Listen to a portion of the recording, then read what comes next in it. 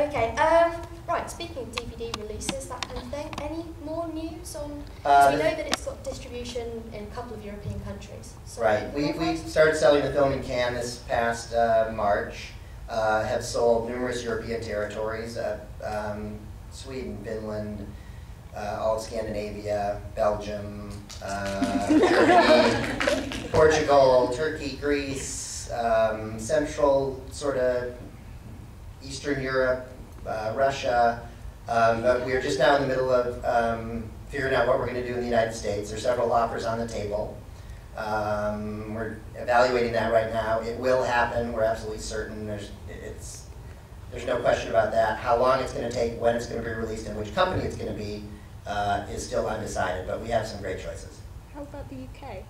Oh, how about the UK? That's a good question. I can't keep doing this regularly. We would love, love, love to sell this in the UK. I think a few people might be coming to this screening or the next one who might have a say in that. So maybe the louder you cheer, the more they will hear. But the UK is a tough territory to sell, and one reason for that is there's 1/5 the number of people here, if that. I mean, I think there are 30 million people, 1/10 maybe. The US is 330 million. What is it, 50? It's 60. 60, okay, 60 to our 330. So 1/5, yeah. So you guys can't possibly watch as many movies as 330 million people watch in the United States, which is just sort of a fact of life. We can try. So it makes it more difficult for the distributors, to pick and choose and select which movies they think they can sell in the UK to a lesser number of people. So that's just the reality of the marketplace.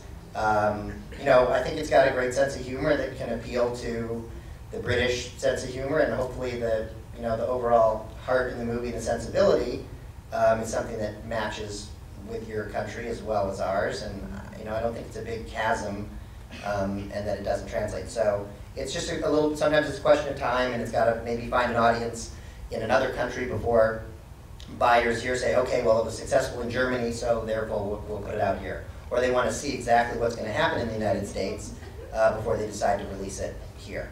So independent films are tricky these days.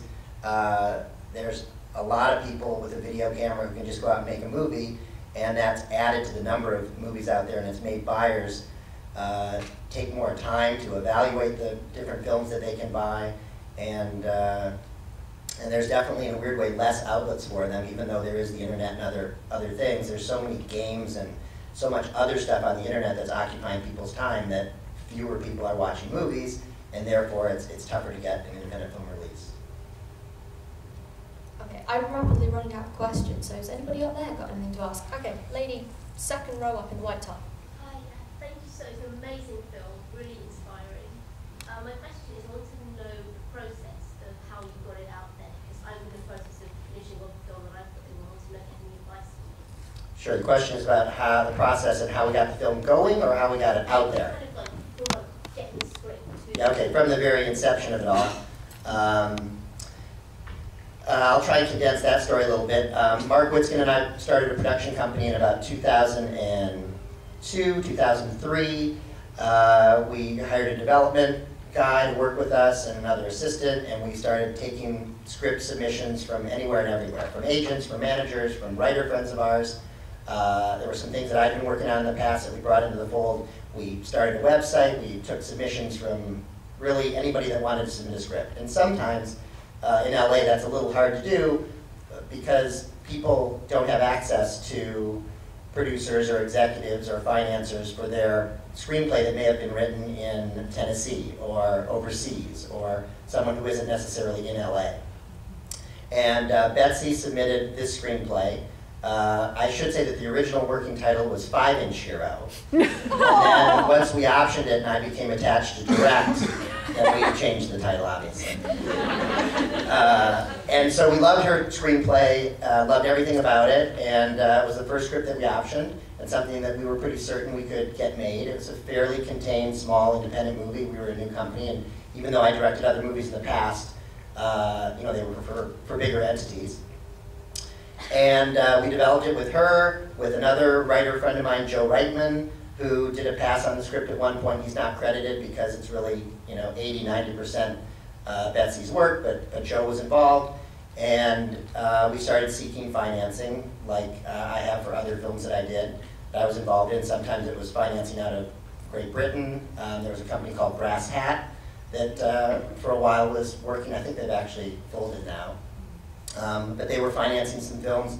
WWP was a film production fund out of Germany. VIP was another one. And we spoke to all of them and had a foreign sales agent helping with financing, and pushed and pushed and pushed. And for literally 2.5, 3 years, we just didn't get enough money together. They were all interested, they liked it, they wanted to know who our cast was and how it was going to come together. But ultimately, none of those deals came through. At one point, actually Jessica Biel is thanked here because she was someone who came in early on, read the script, and loved it. She came in on her 21st birthday and said, I love it, love it, love it, want to do it. And even that wasn't enough to get some of the German financiers interested. So things sort of changed and mutated over the next 1.5 years, and different people read the script, and we got it to, a number of actresses that we thought meant something more. And we started getting a little frustrated with the financing out of Europe. Nothing against you guys. And we ended up just deciding to do it, completely with, for the most part, first-time investors and friends and family friends and their friends and extended friends of friends and anyone and everyone that would read a private placement memorandum that we put together. We were happy to take their money. And slowly but surely a budget came together, and it was less than we imagined we would originally have, but we found a way to do it, and we cast who we wanted to cast. We didn't have to call to any other particular executive at that point or financer who said, well, you can only do it if my girlfriend's the lead, and sometimes that can happen. And we got to do it exactly the way we wanted to with private financing and put it together, shot in the summer, literally a summer and a half, 2 summers ago.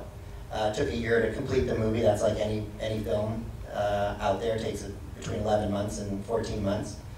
And finished, and then started getting it out there to a few film festivals and screenings and Cannes, and now we're selling it. Did that pretty much what you're looking for? Okay.